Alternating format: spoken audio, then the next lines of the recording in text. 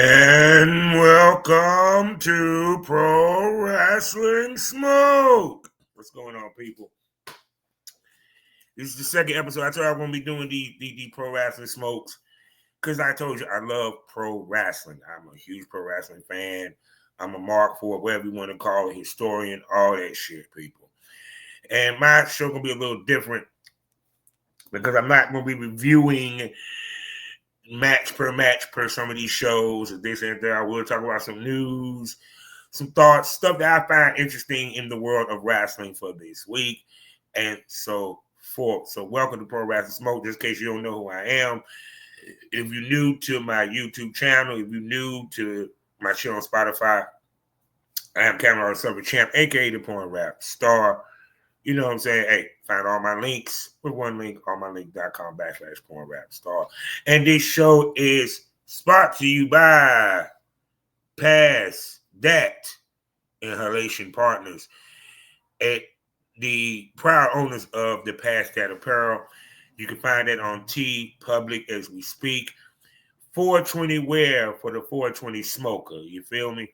So, and also coming soon, accessories for your 420 Knicks. So, well, pro wrestling, it just we coming off of WrestleMania.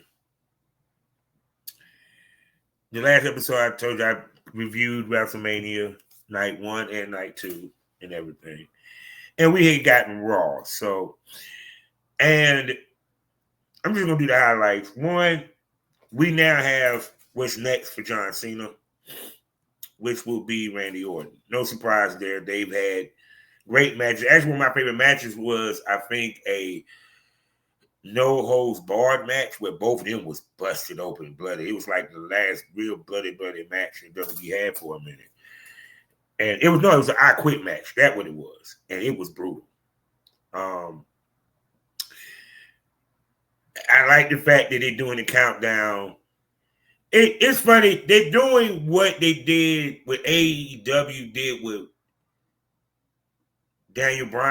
Bryan Danielson, where it was a countdown to his retirement, and then when he became champ, he extended it, and we kind of counted down that last match.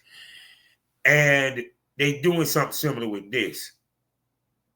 Now, what's interesting is that The Rock was on Pat McAfee, and he had his conversation about why he wasn't there and so forth. And a certain TikToker brought up a good point that on NXT,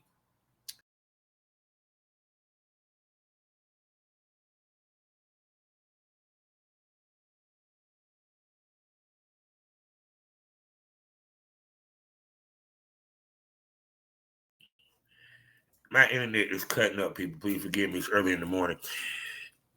That he did a promo in NXT where he mentioned he wanted Cody Soul.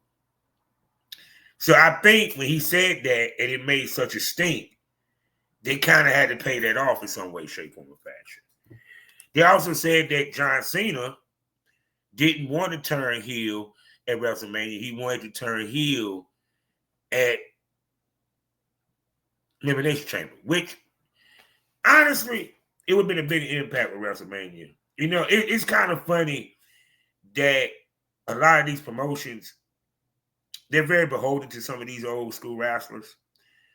And some tell me that he must have veto power in his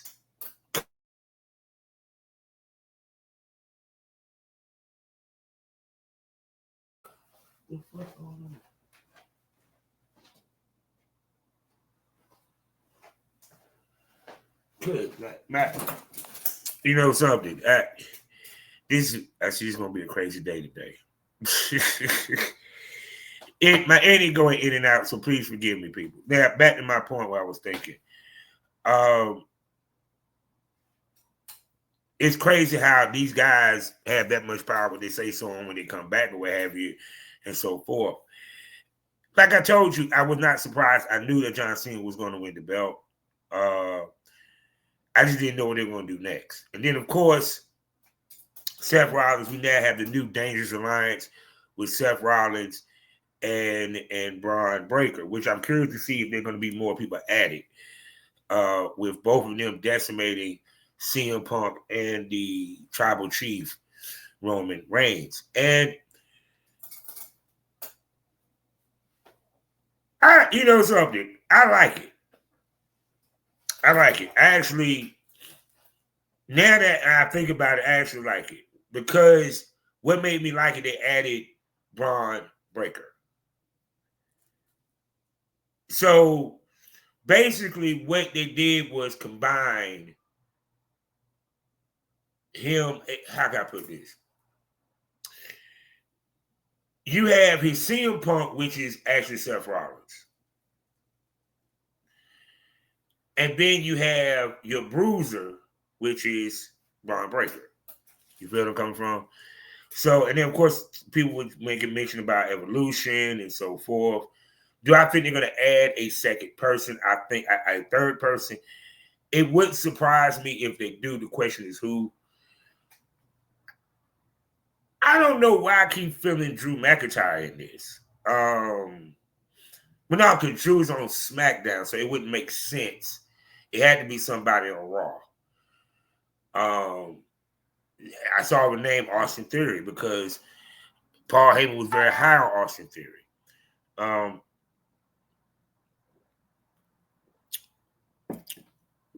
Which I would love to see Austin Theory come back. I think where he was heading and where he ended up was kind of crazy, because he has that John Cena-ish type thing feel about him. And I feel that he's definitely going to be I'm sorry, you didn't have to do win the United States title. And then I think when they released him. So for something telling me that he'll be back. Because I got a feeling that I don't know why, I just feel that Austin Theory is the next Heyman guy to be added. But like I said, Raw was pretty decent. Becky Lynch turning 24 hours after coming back. They said that she was she made a pitch to turn heel a while back anyway. I think that would make sense, because if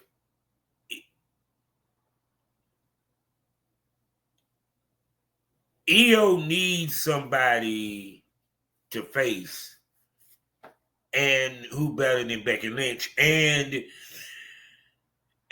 we all know Becky's gonna get the belt back. So how do we give her a new coat of paint with turn her heel? Now, should she be a Paul Heyman girl? Yes. Yes, it makes sense. Because they never played off the fact of being WWE's power couple. I would think, especially as a heel couple, I think that would be cool. Which means that at some point, Seth Rollins is going to get the belt off of Jey Uso. Because I think what they're trying to do is now set up Jey Uso versus Sammy at some point. And then, like I said, I don't know what they're going to do with Gunther after what he did with Pat McAfee. The rumor mill for that is supposed to be Goldberg.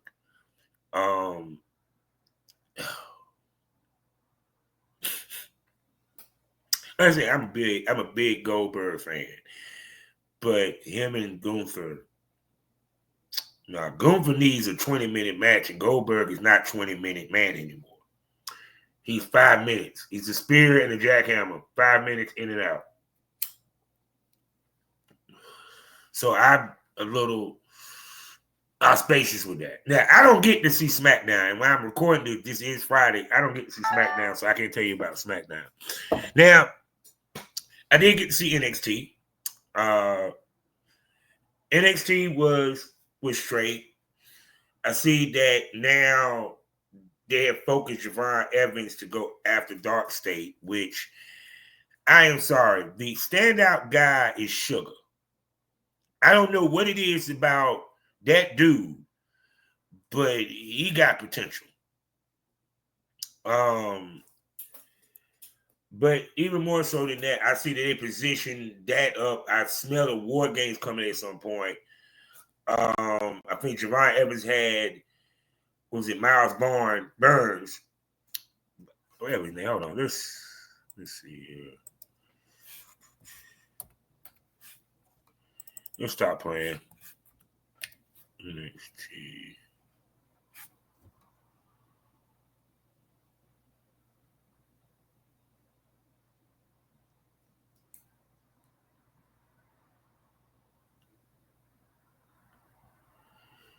Hold on. Give me 1 second. I know y'all like, you taking too fucking long. Well, anyway, NXT was, in my opinion. Well, anyway, back to my point. Because I don't feel like looking it up. Also, we now will have champion versus champion, the TNA champion versus Obafemi.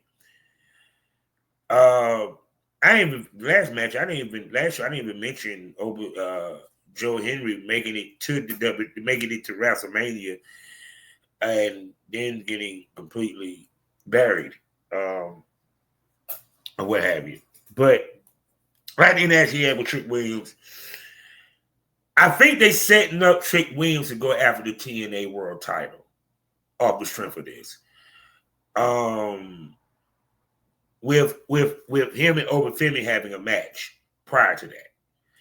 So I think long-term booking, Trick might be going to TNA for a second to go after that title. Do I think that they're going to actually have Joe Henry go over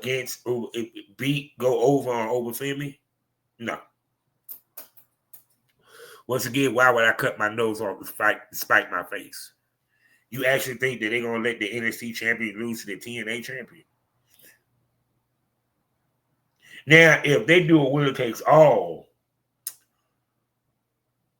then I might see Joe Henry come away as champ. And my thought process is because of this. One, to make TNA look even more, possible for anyone that leaves AEW. If you don't want to go exactly to WWE, guess what? Go to TNA. You can still touch WWE and not be under a WWE contract. Joe Henry is at WrestleMania. That's the pitch. That's why they did the partnership with TNA. Okay, let's have the third best wrestling promotion in the United States work with us. We give them some of our NXT talent because you will never see a main roster talent. You will never see it. AJ might go there towards the end when it's about time for him to call it quits, but I'm not seeing him go there no time soon. Now, if you notice, they're keeping Nemeth away from NXT for the most part.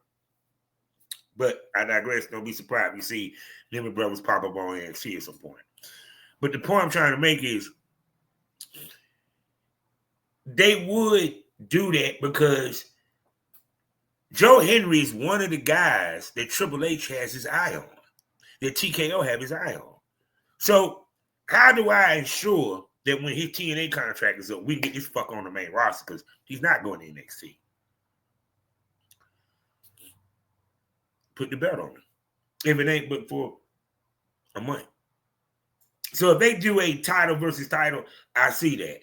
And I even see Trick Williams interfering, costing Obafemi the match, trying to fuck up your boy. Because I'm starting to see they're trying to do a long-term rivalry with Obafemi and Trick Williams. Trick Williams just lost. Well, I think it was Javon Evans that got pinned. I can't remember, but Trick Williams then had 2 shots at this dude, and they're still trying to do this. So Trick Willie this is obviously a feud that they want to, and they want to continue, and I actually hope they do. I think that could be their feud of the year if they make Trick the heel. So plus on top of that, Chase U is back. I'm looking forward to that. And Ricky Saints in the North American title. The North American title, they still continuing him and Ethan Page. Now he got defending title next week against Lexis King, who actually lost the Heritage Cup to a returning Noam Dar, which is funny because, wait a second, was Noam Dar on the main roster at one point? I think he wasn't the main roster. I could be wrong.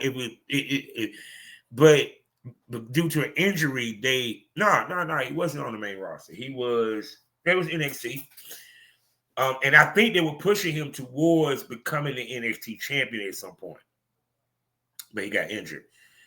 So I find it interesting that he got the Heritage Cup title back. Well, trophy. I'm just gonna ask y'all.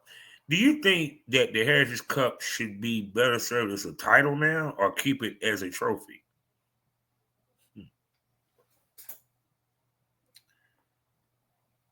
And should they bring back the rounds? Because this was a one-round match.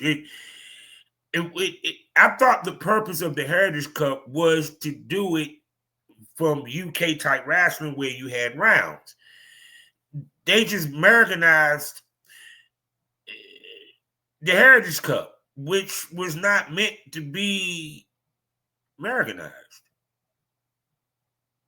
So I hope since Noam Dar got that trophy back, that they bring back those matches like that. Because to me, they were more exciting that way than just having a one round, one fall.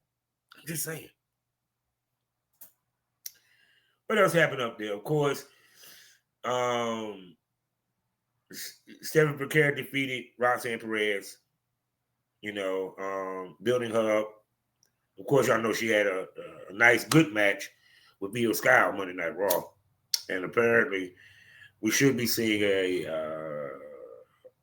Roxanne Perez, Julia versus Becerra and Io Sky. Actually, I would love to see Julia versus Io Sky. And then, of course, Hank and Tank, they're going to do their first title defense. I love the way that the Chinese guy played the sympathy role to get able to give him the title shot with him and Josh Briggs. I just love Josh Briggs' name. It just rings out. But we all know they're not. And I'm sorry, Hank and Tank need to have a long run as tag champs, dog. They are, to me, the New Age Dudleys. They mixing the Dudleys and God, I can't think of the name of the mugs. But to me, they're kind of like a New Age Dudleys. And I can see them really have a nice little good title reign. So. And of course, now we have AEW. What's the big high parts from AEW? Well, the Callis family. Okay, Josh Alexander. I want to say Tony Khan. Your book of Josh Alexander so far. I was so worried that they weren't going to book this dude strong. Josh Alexander is a fucking beast. I shouldn't see this fucking lose for a minute. I like the fact, what I like about AEW, that they have managers. See, I'm going to get to my main talking point, the real smoke. That's going to be the name of the section, the biggest segment of my show when I do this is the real smoke. I like the fact they got managers. We had Stokely, whatever his name is now the manager for FTR. We have Don Callis' family, a.k.a. the new Heenan family. You feel me? And they're looking strong as shit. I told y'all, one thing Tony Khan really did like New Japan, what he liked about New Japan was the fact they had clicks. So he kind of brought that here for the most part. But Josh Alexander looked strong as fuck this week. I see they continue the thing with the Young Bucks. Tried to be buddy with Mox. We have a Mox versus Samoa Joe title match coming up. Do I think Joe is going to get the belt off of Mox? No. At this point, is the only person I can see that I see they're going to have Ospreay. Will Ospreay is going to be the next AEW champion. I don't see any other way. Now, would it shock me that they get Joe a second title run? No, he's already the trios champ with the Ops. My bank is either Darby. Somehow they bring Orange Cassidy back, or Will Ospreay. Of course, the Owen Hart continued. Hold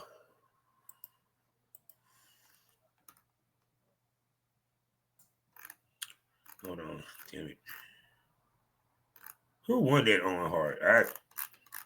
I was watching, but of course I was watching, but you know.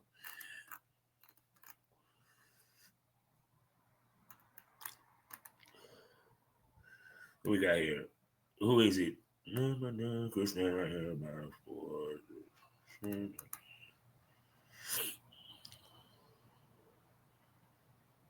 So I think it's Hater. Okay, so Hater won, I think.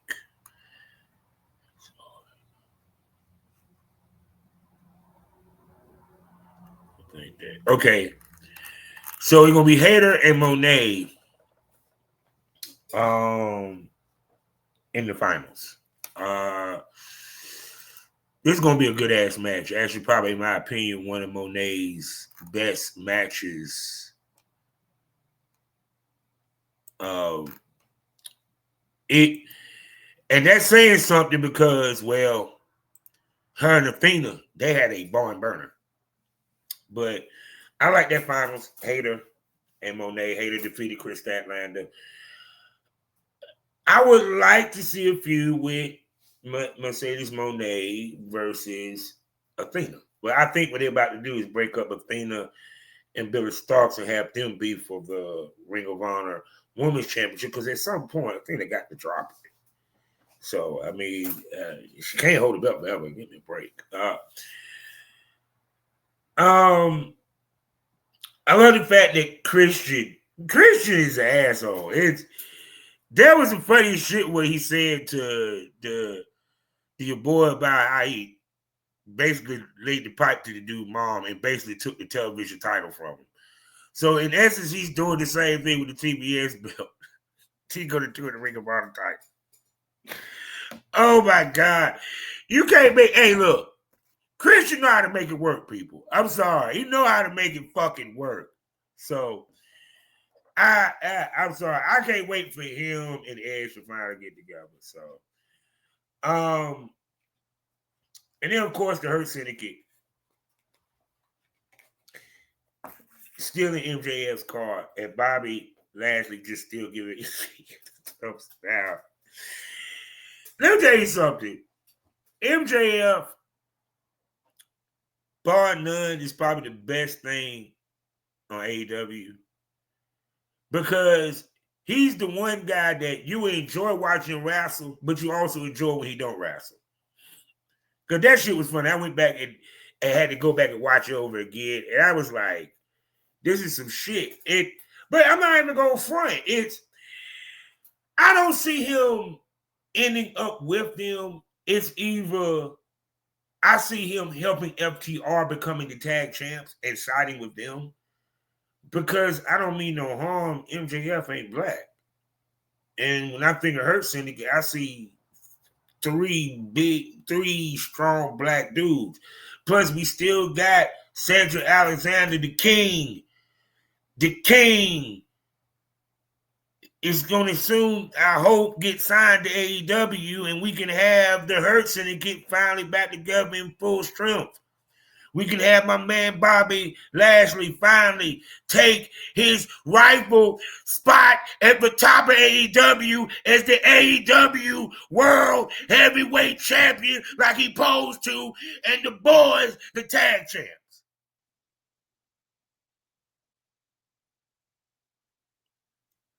I get it, Tony.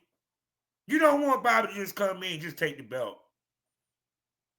You don't want him to come in and just beat Moxley and be a 5-minute squash. I get it. I get it.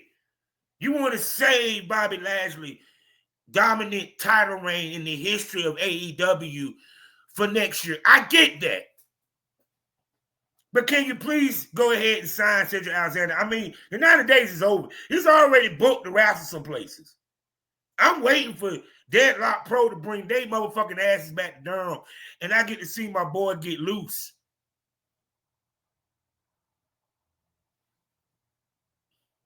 Man, go ahead and sign Calvin Tankman as you had it, because I don't know what the hell you thinking why you ain't signed that big black motherfucker, but I digress. But I'm enjoying. Great segment, what have you. So, and then of course I love Tony Storm, dude. I don't know if Monet going. Would I have Hater go over Monet?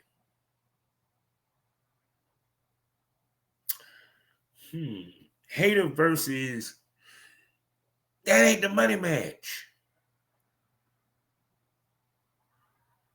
If Monet takes a loss, it should be the Tony Storm, the timeless one.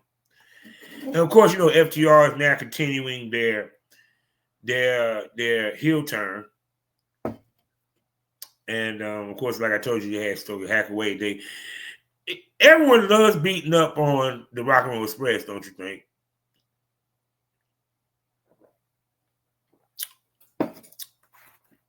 So, and I'm still waiting. And then, of course, we got, well, that's another AEW, because to me, they ain't but so much that went on, you know what I'm saying, that I'm going to go into. I mean, they had some other great matches, the Ricochet and the Jay, and you know what I'm saying, and the Mark Briscoe and so forth and so forth. Now, I also watch Evolve. And Evolve is interesting because WWE is becoming like the NWA.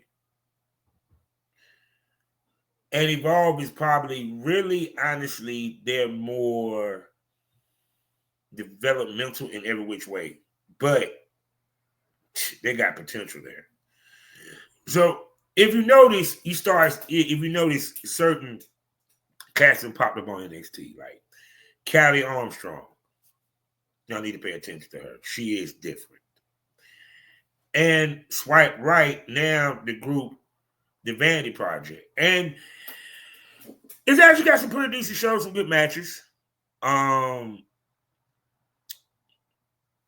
understand that there's supposed to be a tournament to crown the first Evolve champion. I swear, man, how many belts does it be about to have? We got the ID title, which will be defended on the independent circuits. You will have Evolve to have their own champion, pretty sure a women's champion at some point, and a tag team, because you do have Swipe Right, which wouldn't surprise me to end up being tag champs. A lot of those cats, there's a lot of potential on that roster. And what I understand is that I'm looking forward to the day that there's going to be a three-way. Cause I remember when they talked about this, when it was The Rock. It was I forgot what it was, a three-way where you had the WWE built people, the OVW, and the NXT guys. It's going to be one day where you're going to see NXT, Evolve,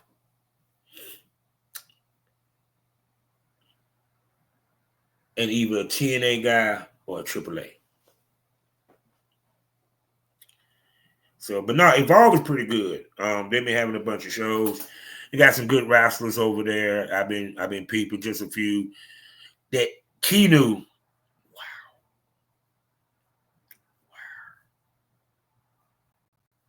You know what I'm saying? But Callie Armstrong and that Vanity Project, them the ones that really stand out to me. Callie especially because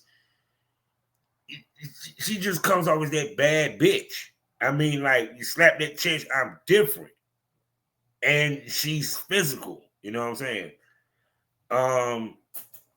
I see strong potential with her. And I forgot the other thing about the Stacks shit. Well, of course, we know about Stacks and Tony Angelo. I didn't want to get into that because I waited to have this sit down next week. But Evolve was pretty cool. I enjoyed it. I also watched NWA and everything. The biggest thing out of NWA is that they're doing a little promotion where the fans get to vote on who will become the president of the president of the NWA, the territory president. Yeah, I guess he be running all the territories, a little bit underneath your man. Really was nothing too eventful. We're still doing the Jax Dames heavyweight tournament. Also, Damien Sandow is slowly trying to get there's a beef that's going on between him and Thomas Lattimore, the NWA World Heavyweight Champion. Slow building, what have you. Also, the Crockett Cup supposed to be having Natalya, and I think Natalya is going to have a match with Kingsley Page. So, which I told y'all motherfuckers the WWE is watching that bitch. I told you. Kingsley Page, they're trying to get the bit to her ass in NXT. Her and her sister. There's your new Bella twins. The only difference is that they're not twins and they're better wrestlers. And better on the mic. So, and I'm all for it. I'm looking forward to it. I'm surprised that she ain't made it to AEW, you know, and all that good stuff. I am thinking and considering possibly. I'd be glad when Ashe comes back with a season 2. I mean, Darius Lockhart, if you're listening, can we please get some Ashe? I know he would say to me, "Why don't you go get it?" I am planning to, you know, spend a little money.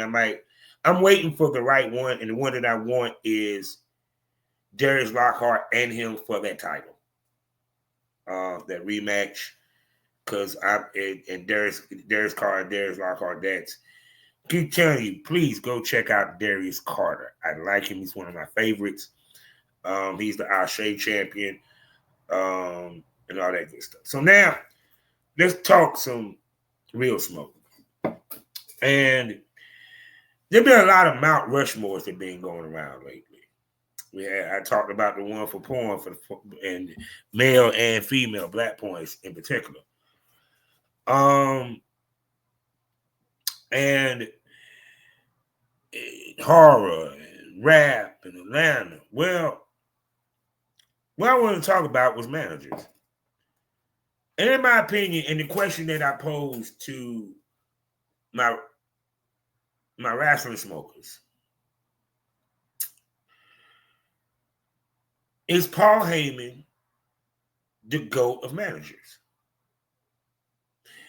Now, because if you sit back and we look at the career of Paul, and when he was a manager, we're not talking when he ran ECW. We're not talking that. We're talking WCW days. We're talking Mid-South days. We're talking when he had the cell phone.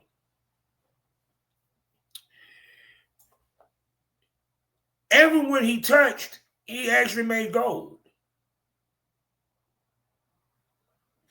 Especially in WWE. Think about it for a second. He had CM Punk. He had Brock. He had Roman. And now Seth Rollins. He is this generation's Bobby the Brain. Heenan. Funny, here's Heenan, Heyman.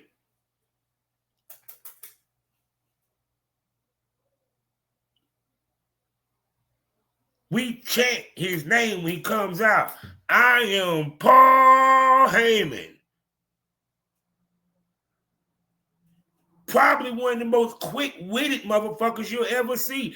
And he smokes weed. Chef kiss. I mean, when you think about it, he makes you like him and he makes you hate him. Is there a manager that has been able to do that? Honestly. Because most of the time, most of the managers are there to gain heat.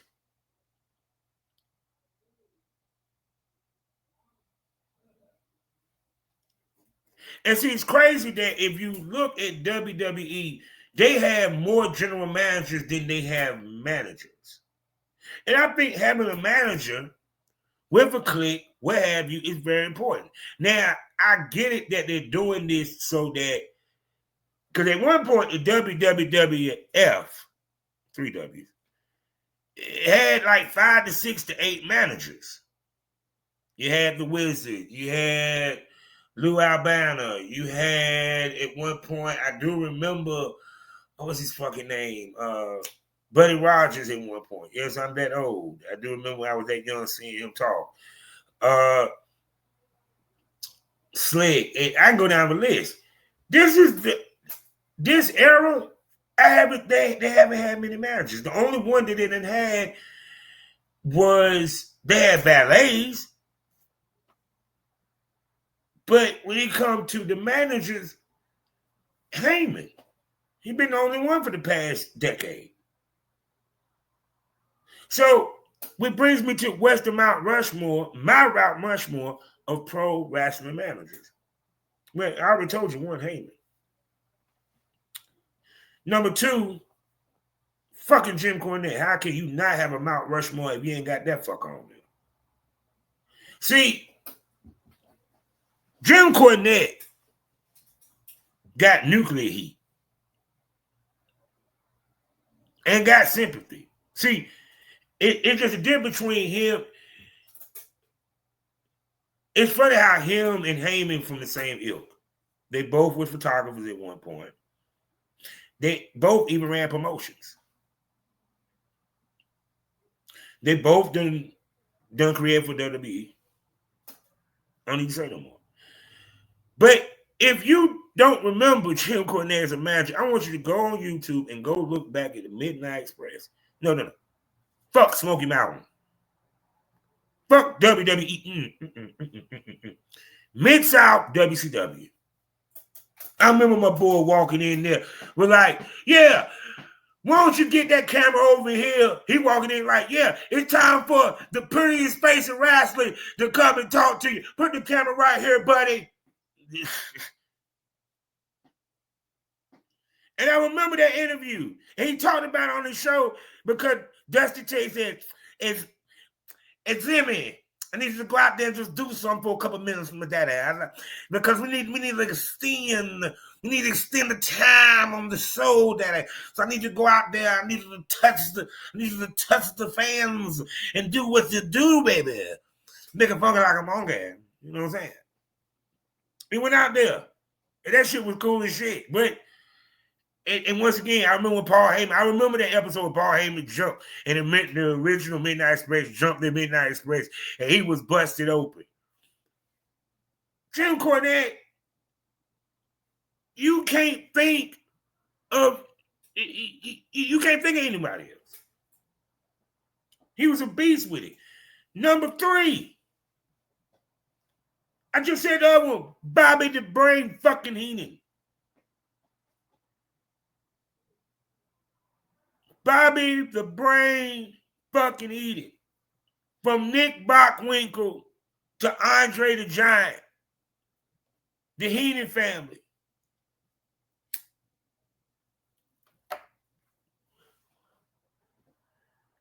Great commentator. Slick talking on the mic. He's synonymous with Hogan. And like I said before, also, they made a match for this motherfucker. The Weasel costume match. I mean, they did the shit with the baby bottles, with, you know what I'm saying, putting the dress on the dude. No. He had to wear a Weasel costume if he lost. And nobody, and the bumps. And he was a wrestler. Think about this. Paul Heyman, Jim Cornette was photographers that became managers. Bobby Heenan was actually a wrestler that became a manager. Working with the Bruisers. I pay attention to these podcasts, bro. I love history. And last but not least, who's the last but not least? Wait a second. Damn it, I had it too. Wait a second. Bobby, Paul, Jimmy.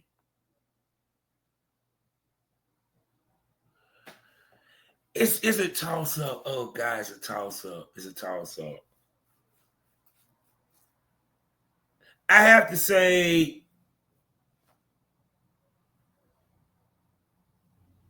J.J. Dillon. Now, I know a lot of people say, my bad. Sorry, J.J. Jimmy fucking Hart.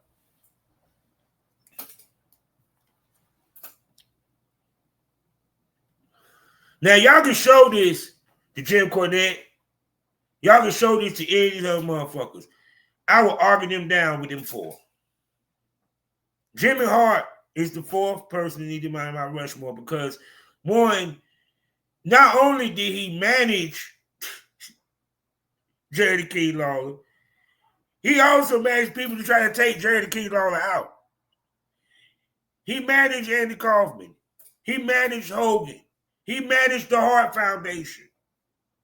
Think about how many great wrestlers Jimmy Hart touched in his career as a manager.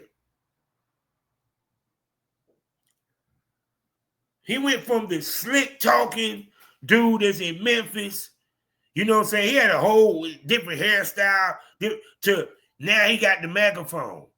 He's synonymous with that. He changed with the time. When I think of managers, them the four guys that I think of. I mean, there's honorable mentions such as, Gary Hart, Skandar Akbar.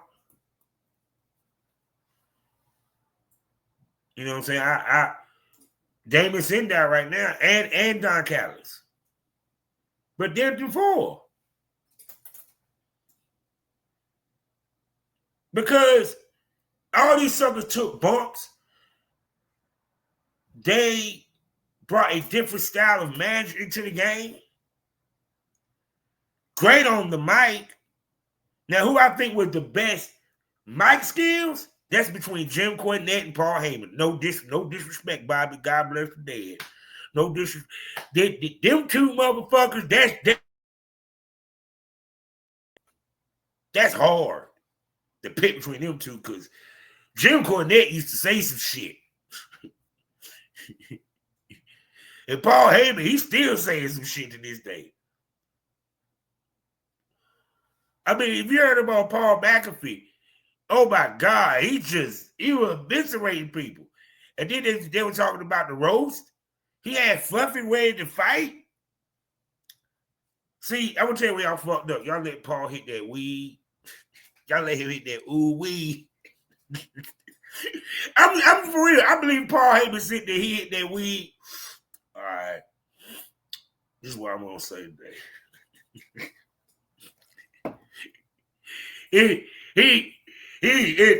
Because dog, he makes it no bone that he don't smoke. He smoked. Them eyes was red. Y'all thought because he was crying, and when he was in the ring, looking at Roman. Now them eyes red because he didn't hit like a goddamn good about two of them. You know the drug test, weed is no longer a problem. You know how many of them rascals have about that shit? Because they be in pain. Yeah. So look. That my Mount Rushmore for manager. And I wish they would have more managers with clicks. And I do hope that we get a new updated version of the Dangerous Alliance. I hope they call it that too. Cause I can see the t-shirt sales and all that shit. And like I said, I'm excited to see, because pro wrestling right now, people, y'all don't realize this is a great era, man. Because like I told you, like I said, it was the fact that you got AAA being bought by WWE. Now I understand that part of the reason why Master P was in the ring with AEW, that they either going to do a partnership or AEW allegedly might purchase House of Glory Wrestling, which has been doing pretty well up there in New York. You know, so because, you know what I'm saying, I once again wonder how they're going to work, because Santana's their champ. But it also, and two, you know something, I'm going to be real with you. I do want to see Zimmer fight too in WWE, but it would be wild as shit he ended up in AEW though. That working with Hog, because you know he's a crown jewel champion, that he ends up with AEW. I keep hearing this conversation about drop the ball. AEW dropped the ball on this person. WWE dropped the ball on this person. Yeah, it's not a drop the ball. It's some people are built for WWE. Some people are built to be in AEW. It just depends on where their career is at. It's going to come a point where MJF is going to get to the point where he needs to go to WWE, because it's 8%. The purpose of having multiple wrestling promotions, people, is for people to jump around and we can get the dream matches that we ask for. See, understand something. What was fucked up about what Warner Brothers did with the Briscoes, we never got the matches on AEW that we wanted. We never even got Jay Briscoe with a solo run. I wanted to see this dude become the Ring of Honor champ. If not, AEW champ. God bless the dead. Reach for the sky, boy. Miss you. So understand, that's the purpose of all this. This is what I love about this era right now. It reminds me back when I was a kid, when in Saturday mornings it was that 12 noon. That was, you know, NWA. No, excuse me. It was 11. No, it was 12 noon was World Class. 2 o'clock was the NWA on RAL. It came on twice. 2 o'clock and then again at 12 midnight. Then you go over to Home Team Sports. That was Mid-South, a.k.a. UWF. Then 6:05 on Superstation. World Championship Wrestling. Then you might see some college basketball or what have you. And then, of course, after the news,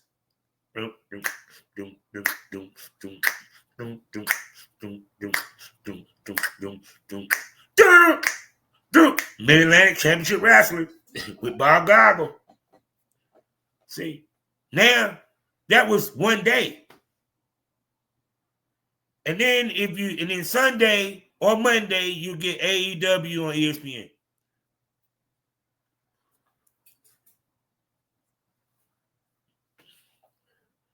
And then Monday,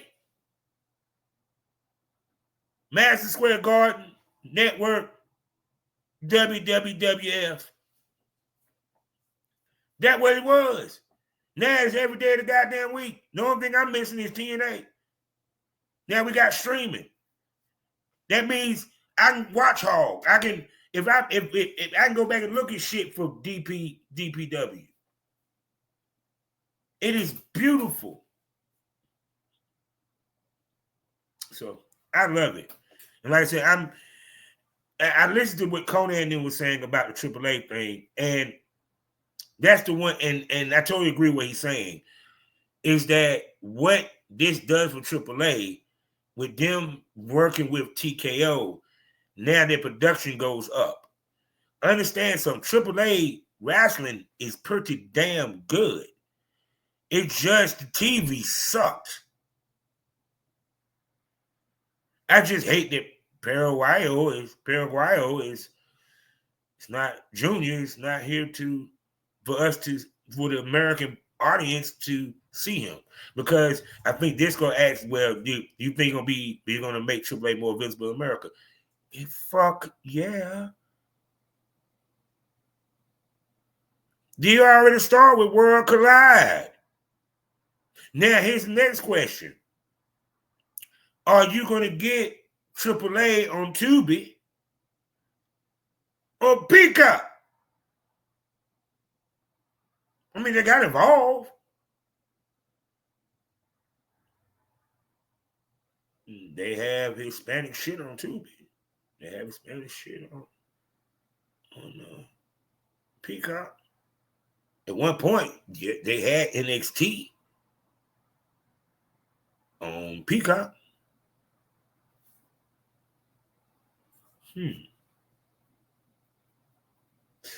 So, I'm done talking to you people. I done gave y'all enough with some Pro Wrestling Smoke. So, I'll be back next week to talk about some other shit. Also, talk about some of my favorite parts of the wrestling this week or what have you. Also, y'all need to check out Memphis Wrestling on YouTube. Shouts out to them and their show, what have you. My favorite wrestlers on there, so you understand, is of course also EPW, which is I'm in Mississippi. Then Marco Harris, I love the Genetic Nightmare. I love him. Love the Gun Show. Love Aaron Roberts, who is a WWE ID guy. And I think what's her name? Nyx, her little slim, sexy ass. She's cute in the motherfucker. And of course, the lady of the night, Lady Nyx. Yes, I like her. So I need to check out those shows and stuff. There's a lot of good pro wrestling independent promotions on YouTube, international as well, that you should check out, man. So I might actually, one show or two review one or two shows that are independent, do what is called an independent segment. Let's check out the independent. And what have you. And also, like I said, I see that the United Wrestling Network is now back. So, and Diamond Limelight had a very, very good match against Kenny King. Y'all need to go check out over there on that channel. But I gotta go, man. I can talk wrestling all fucking day, and I ain't got all day to talk like that. I got another show in an hour. So, that being said, now we end these things, whether it's about wrestling, whether it's about porn, whether it's about sexuality, Premium Smoke Room to the goddamn smoking lounge to the Pro Wrestling Smoke. Life is a learning experience. What's the point of the experience? If you haven't learned anything, smoke this over. Tell me what you need, what you